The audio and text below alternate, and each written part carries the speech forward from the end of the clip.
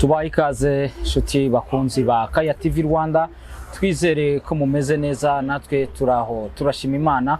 Uyu munsi turi kuwa gatatu tariki ya 27 Ugushyingo n'umwaka w'ibihumbi 2024, tugiye kubagezaho amakuru yiriwe hirya no hino, by'umwihariko hano imbere mu gihugu.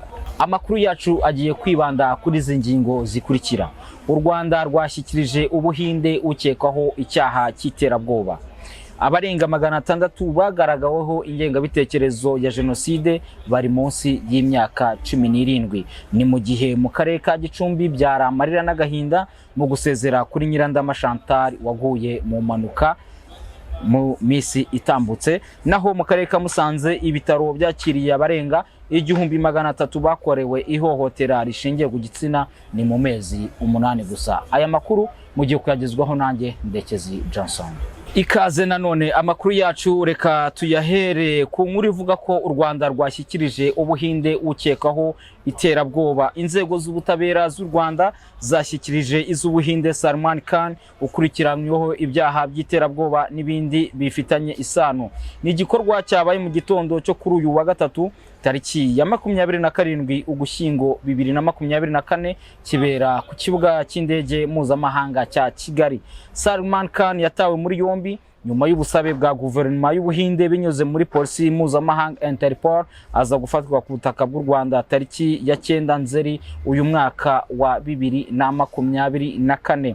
Umushinjacyaha ku rwego rw'igihugu Siboyintore Jean Bosco yagaragaje ko ibyaha Salman Khan akurikiranyweho yabikoreye mu Buhinde maze agahungira mu Rwanda.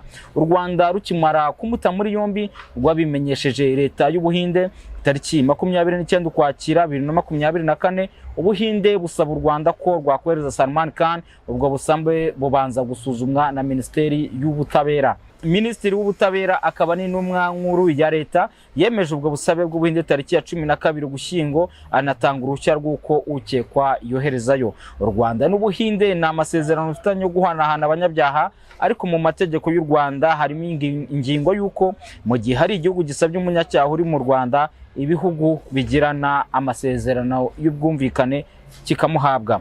Umushinjacyaha Siboyintore yagize ati, itegeko ryacu rigena ibirebana no guhanahana abanyabyaha. Harimo ingingo ivuga ko iyo hari igihugu gisabye umunyacyaha uri mu Rwanda ko niyo tutafitanye amasezerano dushobora kuyakorana y'ubwumvikane, umunyabyaha agahabwa igihugu cyamusabye. Leta y'u Rwanda ishimirwa kuba ari igihugu cyiyemeje kuba intangarugero ku rwego mpuzamahanga mu guhangana n'ibikorwa by'iterabwoba ndetse n'ibindi byaha. Amakuru yacu reka tuyakomereze aho hatangazwa ko abantu 684 bari hagati y'imyaka 14 na 17 bagaragaweho icyaha cy'ingengabitekerezo ya jenoside. Ni kuva mu mwaka wa 2019 kugera mu mwaka wa 2024. Mu kiganiro umuvugizi wa RIB Dr Thierry B Murangira yagiranye na RBA yavuze ko ari ingengabitekerezo ya jenoside iva mu babyeyi bayishyira mu bana. RIB ivuga ko umwaka wa 2019 gusa abantu 556 bakurikiranyweho icyaha cy'ingengabitekerezo ya jenoside, dosiye zabo zoherezwa mu bugenzacyaha. Murangira yagize ati, muri iyo myaka 6 abakurikiranyweho ni 2985, harimo abakekwa 4019. Hari igihe icyaha kimwe gihurirwaho n'abantu barenze umwe.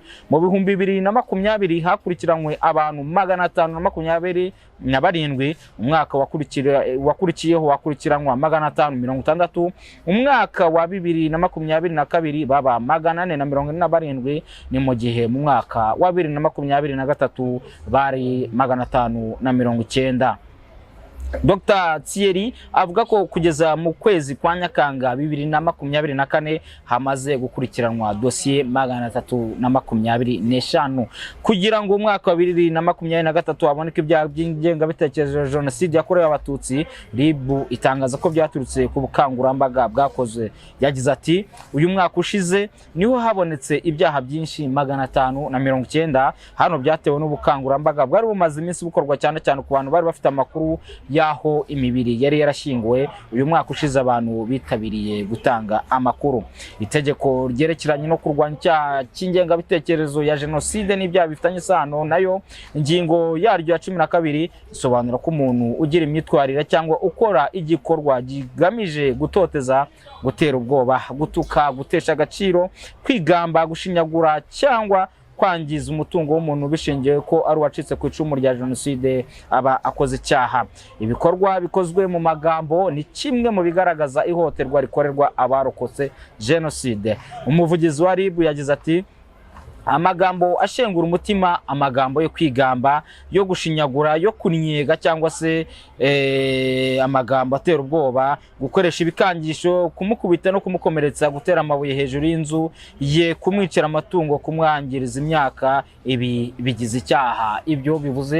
Ibyo byose ubikoreye uwarakoze jenoside aba mukoreye icyaha. Urwego rw'ubugenzacyaha rugaragaza ko ingengabitekerezo ya jenoside igaragara mu bato n'ahandi bayikura hatari ku babyeyi babo. Umubyeyi gito agaha umwana w'ingengabitekerezo ya jenoside bikarangira agiye mu igororero. Ubuyobozi bwa RIB bwasabye ababyeyi kutarerera abana babo kuzajya mu igororero, ahubwo bakabarerera kuba abana beza babereye u Rwanda.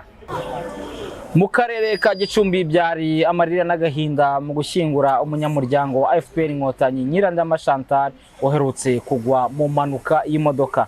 Umunyamabanga mukuru wa RPF Inkotanyi Wararisi Gasamagera yakomeje imiryango y'abanyamuryango bakoze impanuka yaguyemo Madamu Nyirandama Chantal washyinguwe kuri uyu wa gatatu Igicumbi.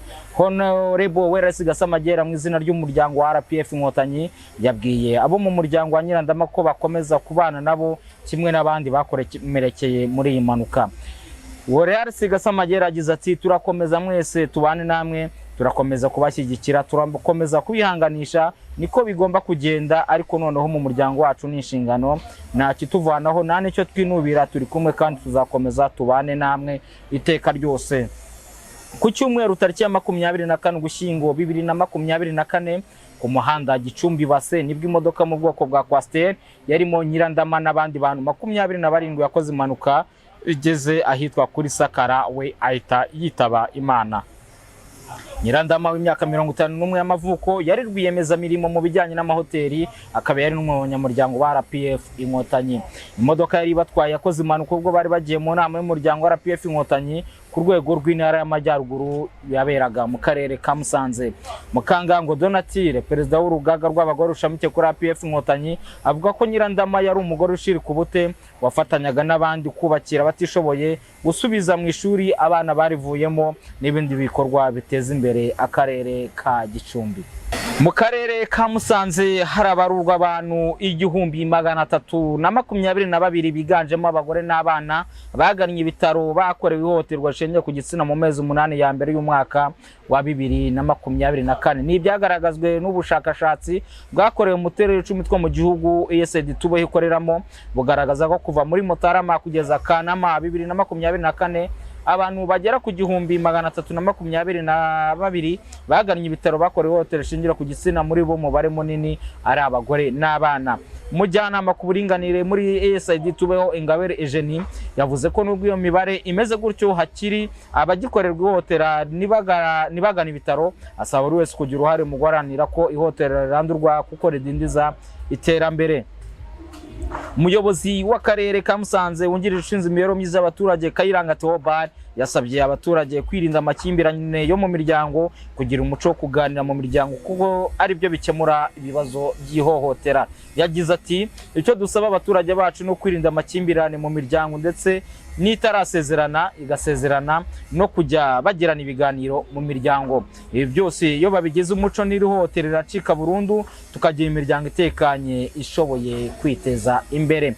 Yongeyeho ko urugo abantu baganiriye iterambere ryago ryiyongera bakubaka umuryango uzira ihohotera. Imibare y'urwego rw'igihugu rw'ubugenzacyaha RIB igaragaza ko mu myaka 2 ishize abantu 19,648 bakorewe ihohoterwa rishingiye ku gitsina, muri bo 10,439 bakaba ari abana barimo munsi y'imyaka 18. urwego rw'igihugu rw'ubugenzacyaha RIB kandi rurasaba abantu bose gutangira ku gihe amakuru ku bakora ihotera rishingiye ku gitsina no kubungabunga ibimenyetso bifasha abahohotewe kubona ubutabera. Reka tubashimire mwese twabanye muri aya makuru kuri Kaya TV Rwanda. Amakuru nakagaruka, ndari Johnson Ndekezi, ku buhanga bw'ibyuma twari kumwe na Jean Gabriel